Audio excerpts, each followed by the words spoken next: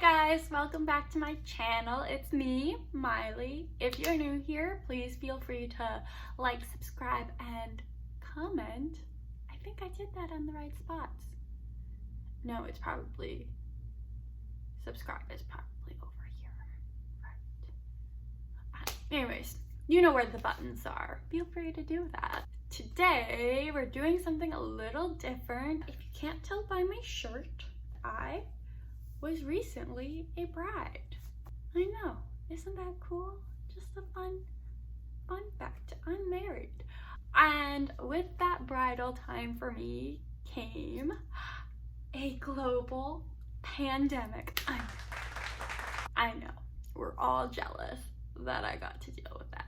Just kidding, because I'm guessing if you're watching this, you might also be dealing with the global pandemic that is ruining everything. With that being said, today I'm here to give my favorite 5 tips that I have for having a COVID wedding.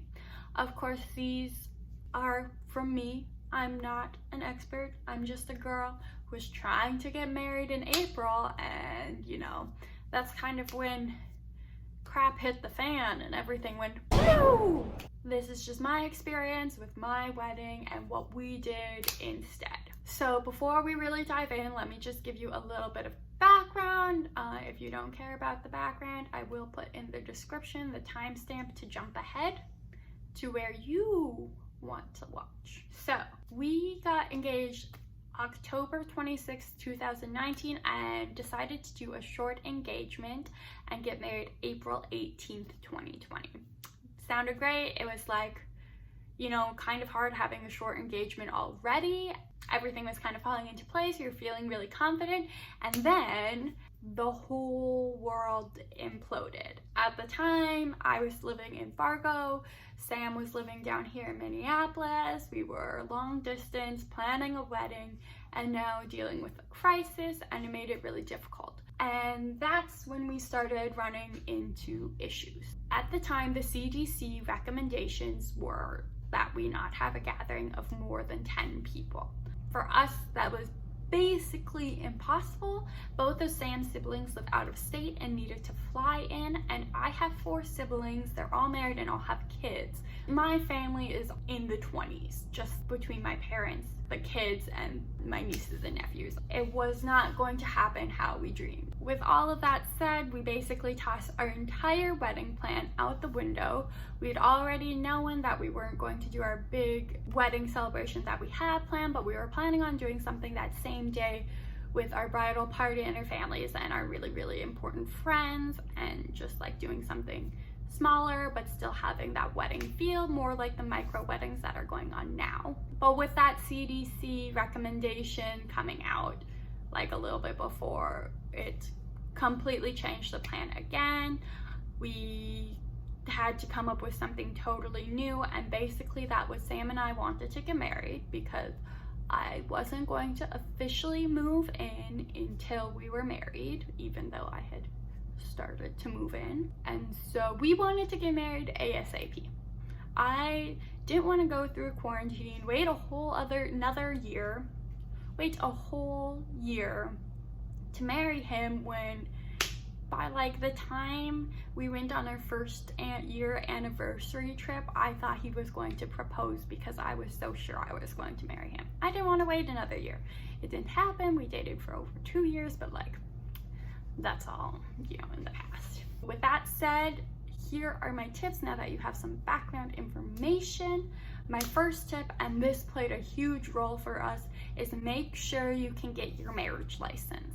For us, this determined where our wedding ended up happening, when it happened, and all the factors. At the time, when we decided we just wanted to get married, we were gonna try and either get married here in Minneapolis or in Moorhead or Fargo, because then our parents would both have to drive, but it'd be like equal distances, not one going all the way to one place.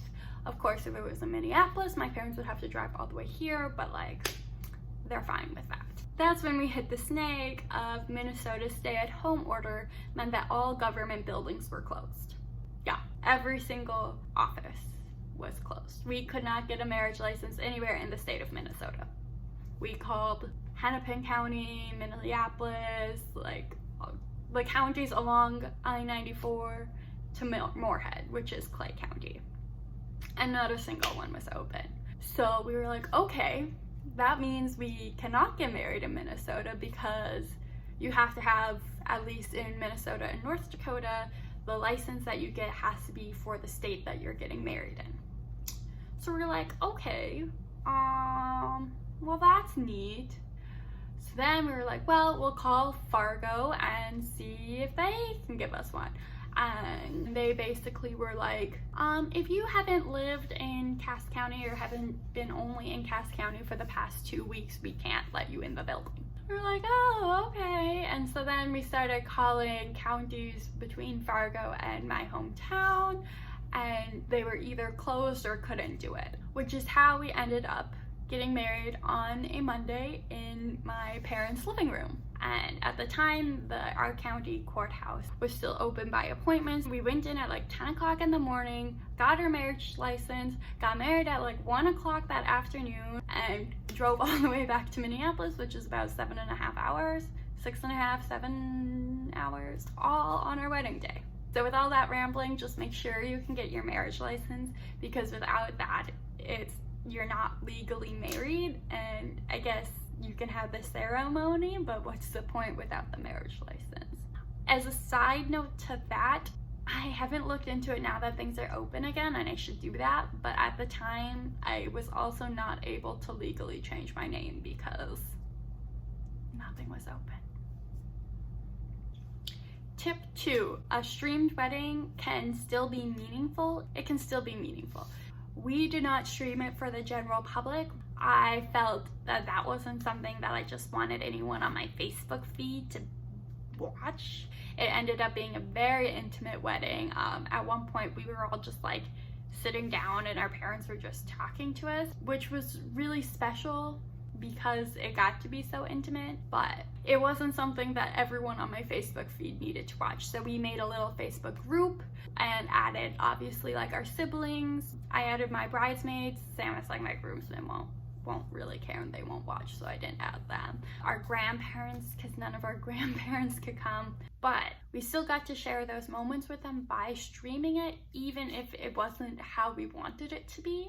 At least those people who are really special and important to us, even if they couldn't be there, still were there in spirit. So it can still be really special. Definitely something to look into if that's what you're interested in. I'm really glad we did it. Also, Facebook then basically recorded our whole ceremony. I just set my phone up on my tripod, just like I'm doing now, and did it like that. Facebook Live did to our little group, and then I had a recording. Obviously the audio for us was not great. It was all on my phone. We were standing a long ways away from my phone. But it was nice to have, and I'm glad we did that. Which leads right into tip number 3, which is still make things special.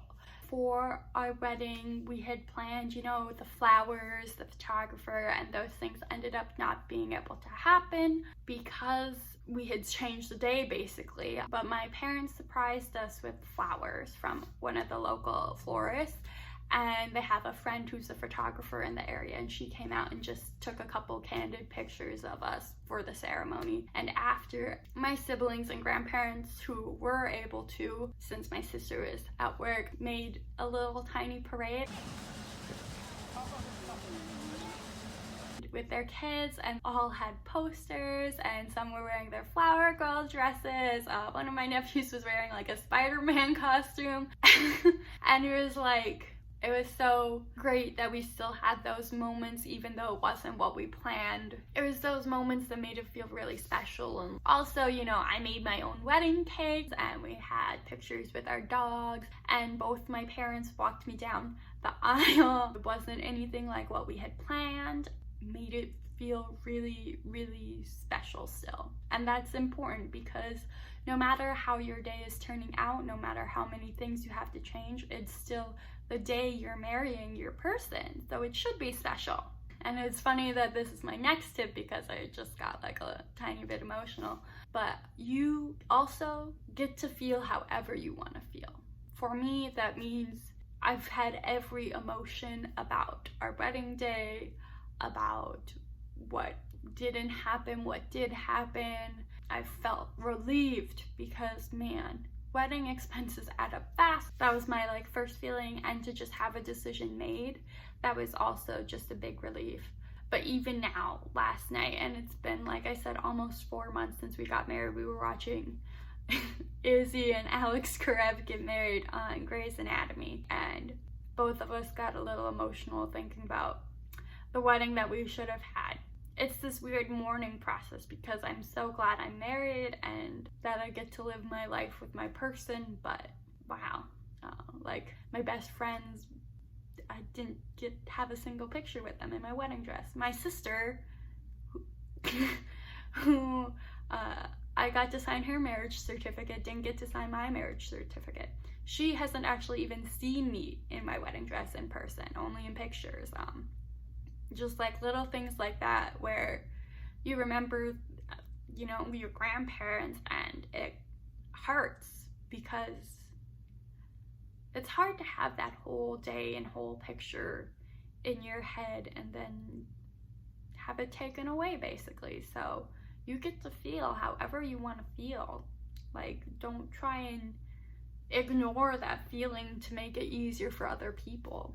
And my 5th tip, which maybe I should have said it before the 4th one, is to still make your wedding, even if it's way smaller, feel like your wedding. Which means maybe take a little tiny honeymoon, maybe, just spend some time being married. For us, that's something we didn't do. We came back, Sam went to work the next day, and we haven't done any kind of honeymoon thing yet. Obviously, we've gone to the lake and stuff to see his family and stayed at the cabin and stuff like that, but we haven't had a weekend getaway with just the 2 of us, which isn't a big deal. I know we'll get to it, but I think that was also part of the really hard transition. Was we went from mourning our wedding, our big wedding celebration, to getting married, to living life. There wasn't any just enjoyment of the time because we got married and we had to get all the way back to Minneapolis. Just a really long drive. So yeah, sorry that kind of got sad. I wasn't planning it to be sad, but if you feel sad about your wedding right now because of everything that's going on, it's okay, and I hope that I helped a little bit. Still, remember, the most important thing is get a marriage license. I know a lot of places are open again, so you can. Most places, they last for 60 days. So if you're getting married soon, might as well just get it now, so you don't have to worry, because that was really difficult. Once again, please like, subscribe, and comment. I got it right one of the 2 times, so we'll see what happens. Thanks for watching, and I'll see you again next week.